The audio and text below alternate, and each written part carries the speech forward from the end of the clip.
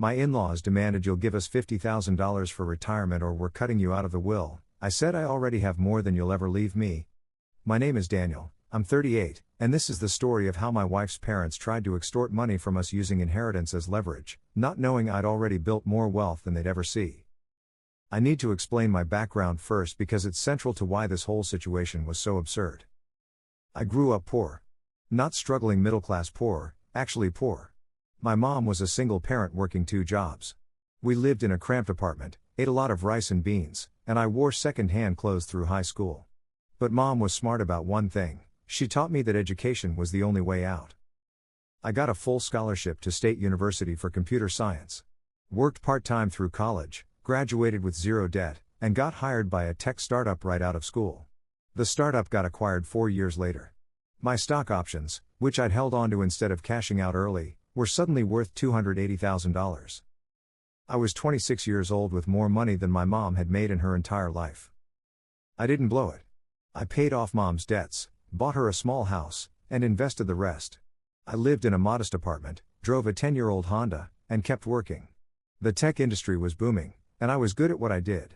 I moved to a larger company, got promoted twice, and by 30 I was making $180,000 a year as a senior software architect. My investment portfolio, with compound growth and additional contributions, was worth about $650,000 by the time I was 32. That's when I met Jennifer. We met at a friend's wedding. She was a teacher, 4th grade, and she was beautiful, kind, and had this infectious enthusiasm for life. We clicked immediately. She laughed at my terrible jokes, I loved hearing her stories about her students, and within 6 months we both knew this was serious. There was one complication: her parents. Jennifer's parents, Robert and Linda, were what I'd call comfortable middle class pretending to be wealthy. Robert had been a regional sales manager for a medical supply company before retiring. Linda had worked part-time as a real estate agent.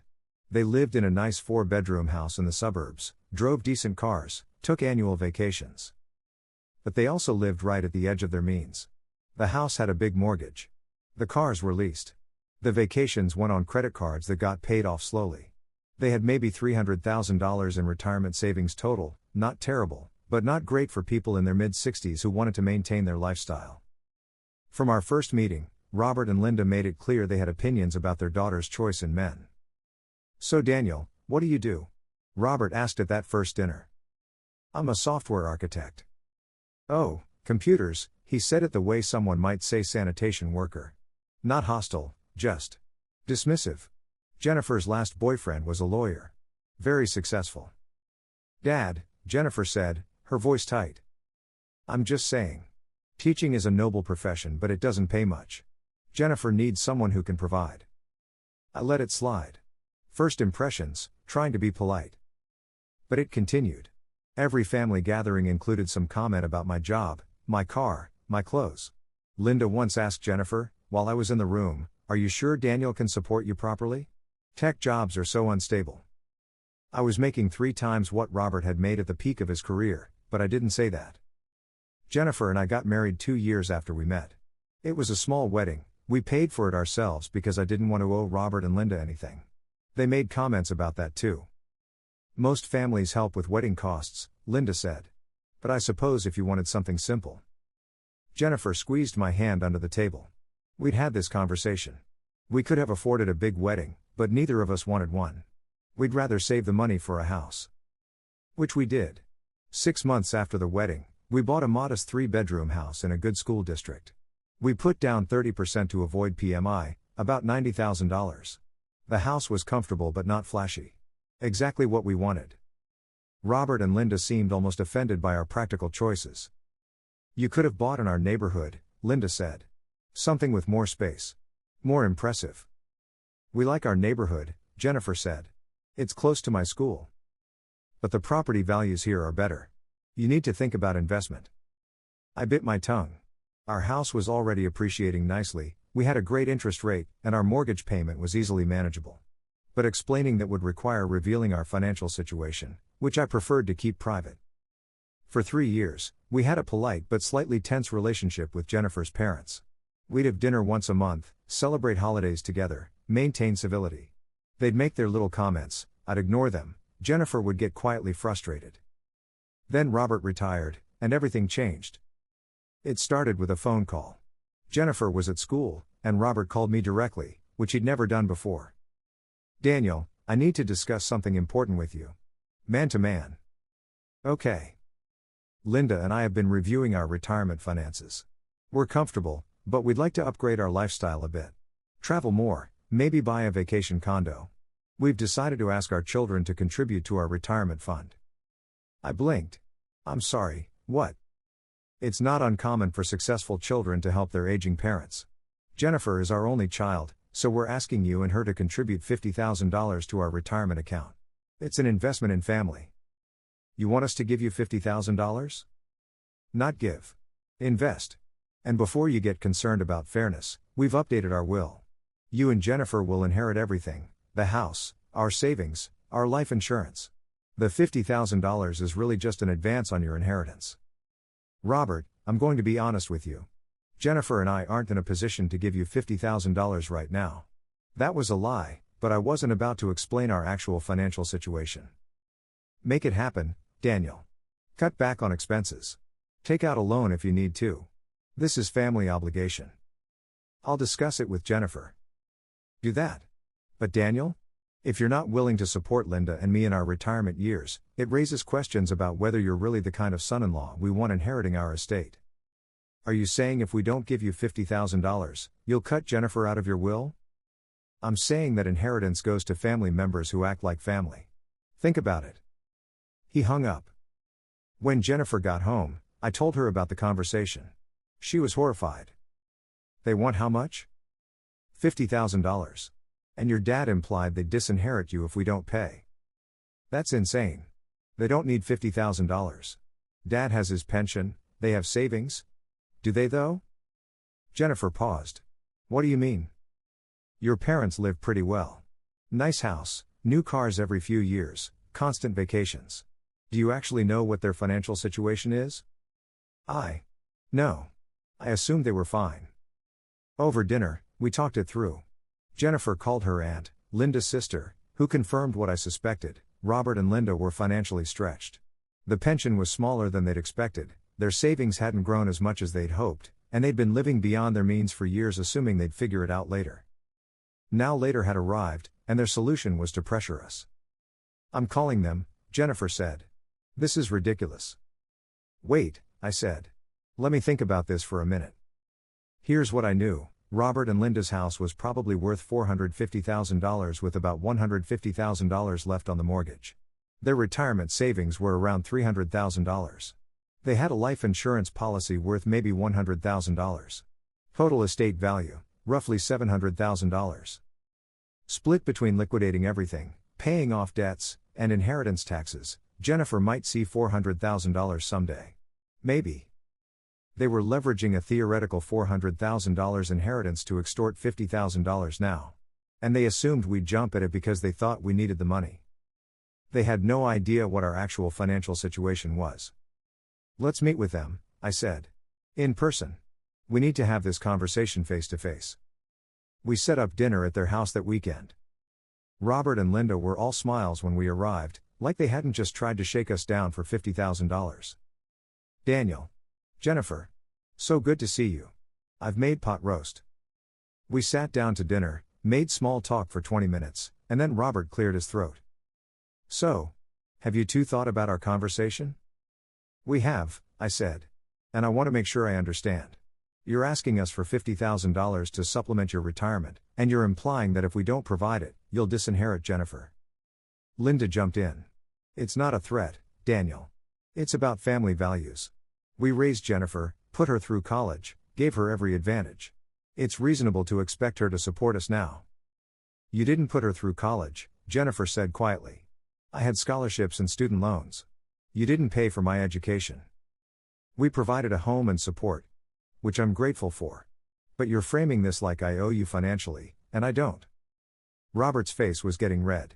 This is about respect. About taking care of family. Okay, I said. Let's talk about family finances.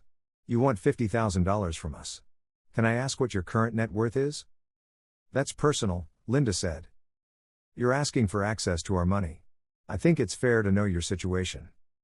Robert and Linda exchanged looks. Finally Robert said, "We have about $300,000 in retirement accounts. The house has equity of around $300,000. We're comfortable." "So your net worth is about $600,000, not counting life insurance or other assets?" "Roughly." I pulled out my phone and opened my investment app. I didn't usually share financial information, but this situation called for it. "This is my personal investment portfolio," I said, turning the phone so they could see. "As of this morning, it's worth $847,000. The room went silent. "That doesn't include our home equity, which is about $125,000.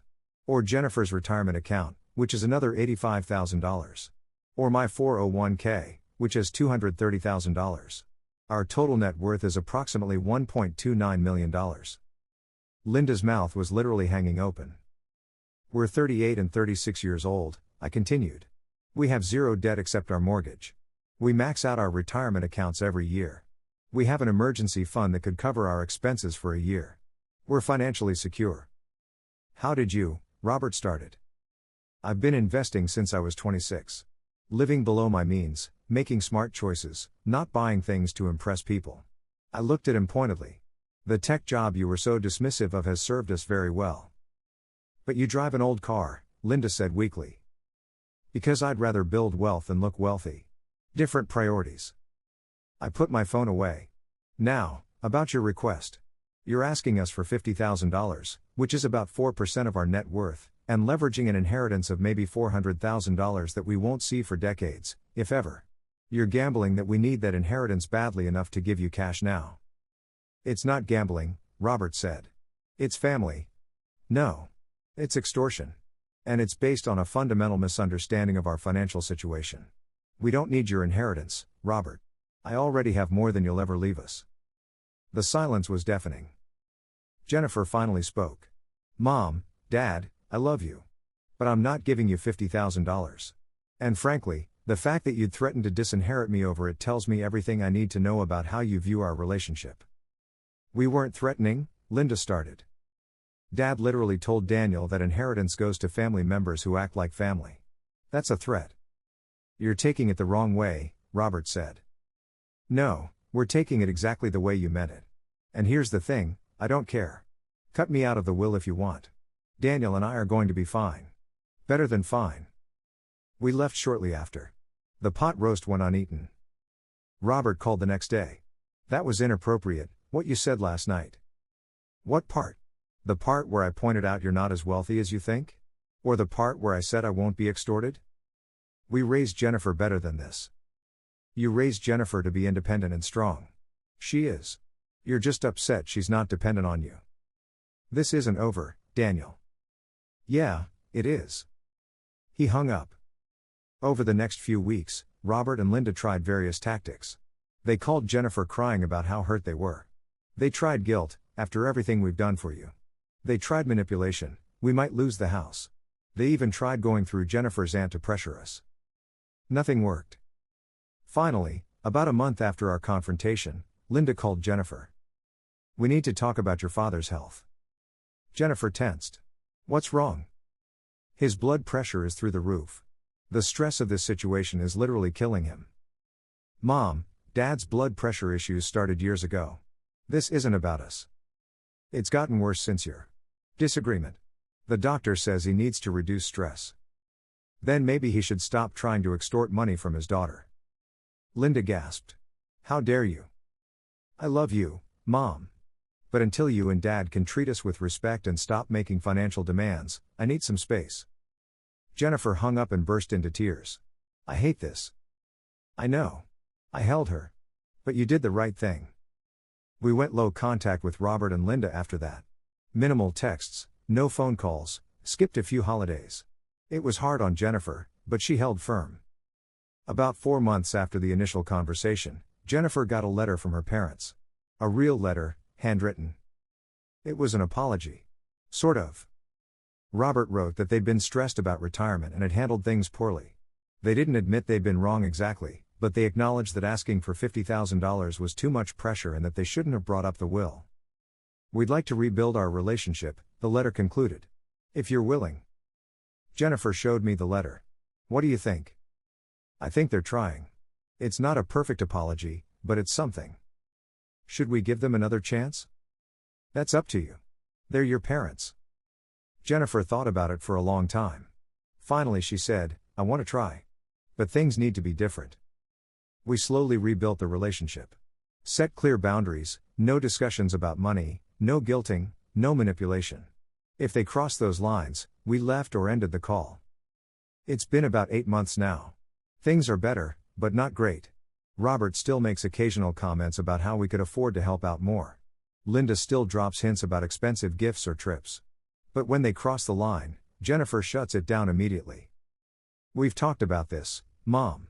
Money is off the table. They back off. For now. I don't trust them completely. Part of me thinks they're just waiting for another opportunity to make demands. But Jennifer loves them, and I support her in maintaining that relationship as long as it's not toxic. Here's what I learned: never let people leverage potential future money to control your present decisions. Robert and Linda's inheritance meant nothing compared to our actual financial security, but they assumed we'd be desperate for it. Also, living below your means gives you power that people who live above their means don't have. We had options because we'd been smart with money. Robert and Linda had none because they'd prioritized appearance over security. And finally, some people will only respect you when they realize you don't need them. Robert and Linda treated me like I was beneath them until they learned I was more financially successful than they'd ever been. That's shallow, but it's reality. I'm still not sharing the full extent of our finances with them. That information is powerful, and they've proven they can't be trusted with power. If you made it this far, thanks for reading. Drop a comment with your thoughts, and hit subscribe if you haven't already. I'll see you in the next one.